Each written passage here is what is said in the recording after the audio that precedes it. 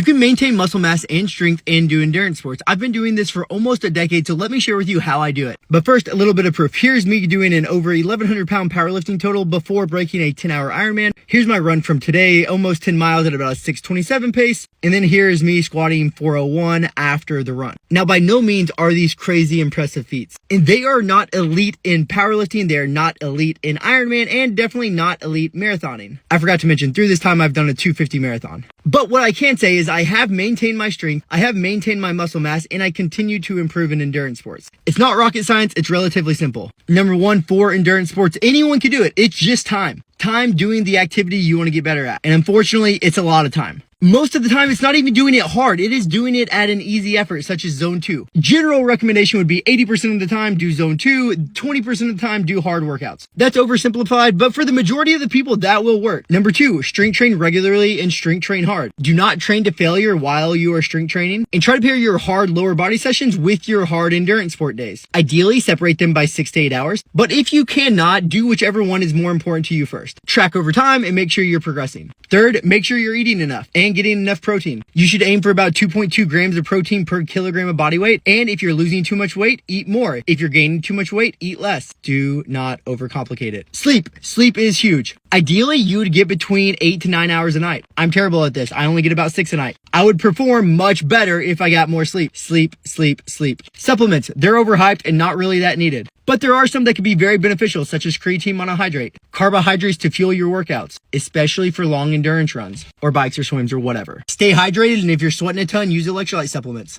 Be consistently good all the time and do not be so hard on yourself. This takes time. This takes a lot of time. Most people will never get to where they want to be because they are not willing to put in the day in, day out sacrifice that it takes to get to where they want to be. You have to make a decision if it's worth it to you, and if you want to achieve your goals, just know it's going to take time. Those are some of my tips, so yeah, you can do it. You will not be the best at any of them. You can be good at all of them and maybe great at some of them. That's a hybrid athlete.